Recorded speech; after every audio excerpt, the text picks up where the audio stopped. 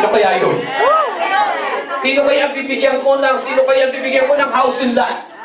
Sino kaya, para kanino kaya itong brand new car? Nag-iisip din ng Panginoon. Nag-iisip ang Panginoon. Di siya magkakamali ng pagbibigyan niya. Ay, ngayon kapatid, hallelujah. Nabasa ko sa Biblia, nang mawala ng tubig ang batis ng karet at di na dumating yung uwa, ang sabi ng Panginoon kay Elijah, Elijah, pumunta ka ng Sarepta. Go to Sarepta. Pumunta ka ng Sarepta. Meron na akong inutusang magpapakain sa iyo doon. Tingnan niyo po kapatid. Sabi ng Panginoon, go to Sarepta. I have commanded somebody to feed you. Meron ang nakahanda doon para sa iyo. Sabi ko, hindi niyo ba nakita kapatid? Wala pa doon si Elias. Sa pupunta niya, wala pa siya doon. Preparado na lahat. Hello, are you listening, church? Kapatid, sasabihin ko sa iyo, 2009 pa lang ngayon, hindi pa tayo tumutungtong sa 2010, pero lahat ng pangangailangan mo sa 2010, prepared na lahat yun ng Panginoon.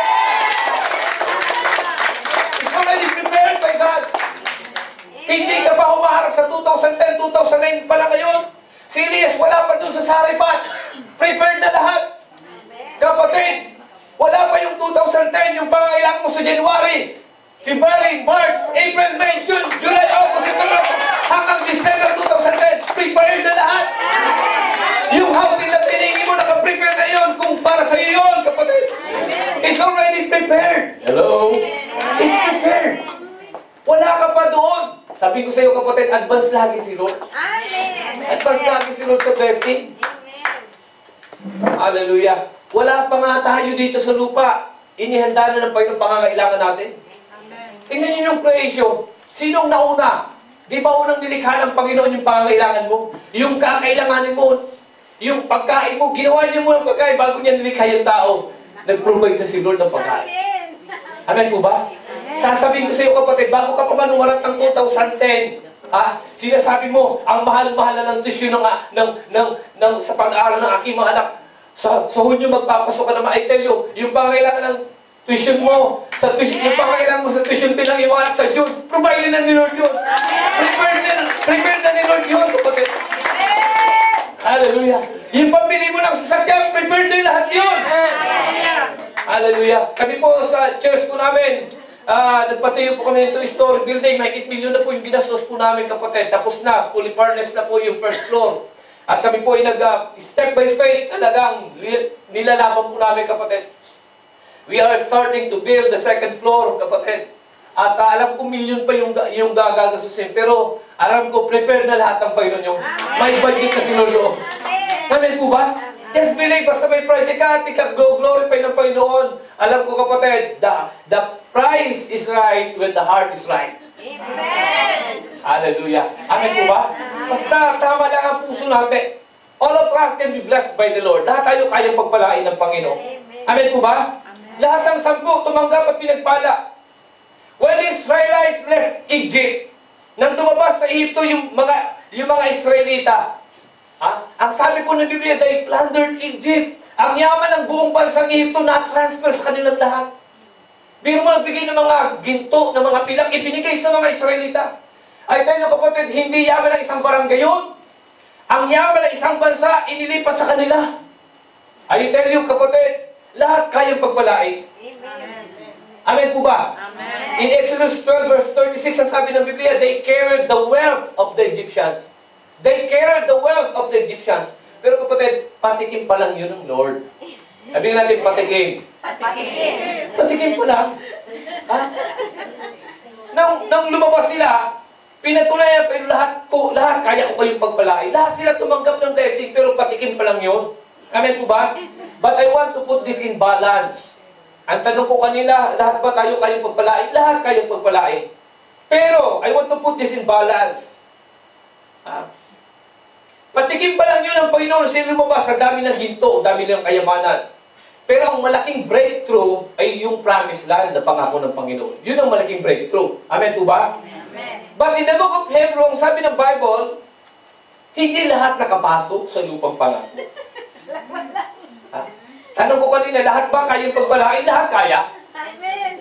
Kung ilan tayo dito, kung tayo man po nasa 30 mahigit dito, lahat ang ating pangailangan, lahat tayo hingi kay Lord, lahat kayang sagutin. Lahat kayang ibigay. These 10 lepers, all of them received the blessing. Lahat sila pinagpala ng Panginoon. Lahat kayang pagpalain. But in the account of Hebrew, it says that not everybody were able to enter the promised land. Hindi lahat nakapasok sa lupang pangako. Marami ang hindi nakapasok dahil dalawang dahilan. Sabi ni Biblia dahil di sila naniwala at di sila sumunod. Hallelujah. Amen. Hindi sila naniwala at di sila sumunod. Ito mga kapatid ang gusto kong sabihin sa inyo. Ha?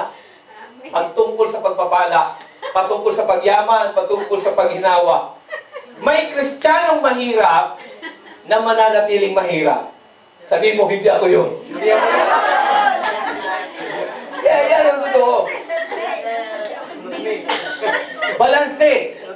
May Kristiyanong mahirap na mananatiling mahirap. Sabihin mo, hindi ako yun. Pero ito ang pangalawang katotohanan, mapupulot mo sa Biblia. May Kristiyanong mahirap na payayamanin ng Diyos. Sino kaya yun? Totoo. Kasi in the Bible, lahat kayang pagpalain, lahat kayang payamanin ng Panginoon. Kaya lang hindi lahat na nakapasok sa lupang pangako. Bakit? Sapagkat hindi lahat naniwala at hindi lahat sumunod.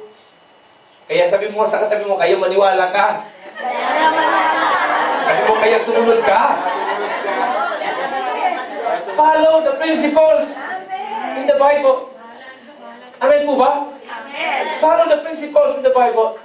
Ang maraming Kristiano gusto pagpalain ng Panginoon, gusto niyo mama, gusto sumaga ng buhay. Pero according to the survey, kapatid, why is it that all of us Christians are all praying for blessings? We all ask for prosperity. Like what David prayed, Lord, send me now prosperity. We all ask for big blessings. We all ask for prosperity. But according to survey, why is it that only 20% of Christians are giving their tithes? Sa totoo lang kapatid, according to the latest survey, as out of 100%, only 20% are faithful tithers. Where are the 80s? They're also praying for blessing. But they don't follow. They don't believe tithing. Amen. Hello, are you listening, church? Amen. Gusto mong pagpalain tayo? Believe the word and obey the word. Amen. Amen po ba? Sabi ng Biblia, if you be willing and obedient, you shall eat the goods of the land. Pag ikay masunurin, pakikinabangan mo ang pagpapala ng pangako ng Panginoon. Amen po ba? Sabi mo nga, sumunod sa instruksyon. Sumunod sa instruction. Alala ko tuloy yung kwento, sabi na doon sa sa probinsya, kwentong probinsya. Sabi, meron isang matanda na nagpayo. Sabi niya, kung kayo ay manghuhuli, kung balak nyo manghuli ng unggoy, sino ba ito na alam na may mga unggoy sa mga kagubat? Sabi ng matanda, yung gustong manghuli ng unggoy, meron akong tip sa inyo, madaling hulihin yung unggoy. Kailangan matrap sila. If you want to trap a monkey, if you want to catch a monkey, sabi ng matanda, yung buong, yung nyog, dalawang nyog, bubutasan nyo ng maliit. Bubutasan nyo ng maliit at maglagay kayo ng pain sa loob ng nyog. Dahil kapag nakita ng unggoy na ang nyog ay may butas, ipapasok niyo yung dalawang niyang kamay sa dalawang nyog. At pag nahawakan niyo yung pain, hindi niya bibitawan. Hindi niya naman bibitawan yun. Kaya lang sabi niya, yung nyog, talian nyo. Talian. Kaya lang yung isang mama nakinig sa matanda, hindi sumunod sa instruksyon. Hindi siya sumunod sa instruksyon ng matanda. Oo, kumuha nga siya ng dalawang nyog, binutasan niya, nilagyan ng pain. Pero ang problema, hindi niya tinalian. Binantayan yung unggoy. Nag dumating yung unggoy, ipinasok ng unggoy yung kanyang kamay, dalawang kamay doon sa dalawang nyog, at nahawakan yung pain. Hindi na maalis yung pain. Dahil pagka nakahawak ng pain yung unggoy, ayun na ang bitawan. Hindi na siya makaalis doon sa nyog. Kaso walang tali, ginawa ng mama, dinakma yung unggoy, lumaban yung unggoy. Naglamo-lamo sila, talo siya dahil may glove yung unggoy. Parang Manny Pacquiao yung unggoy. Wala. Bugbog sarado yung mama. Talo siya ng unggoy. Nakaglab yung unggoy.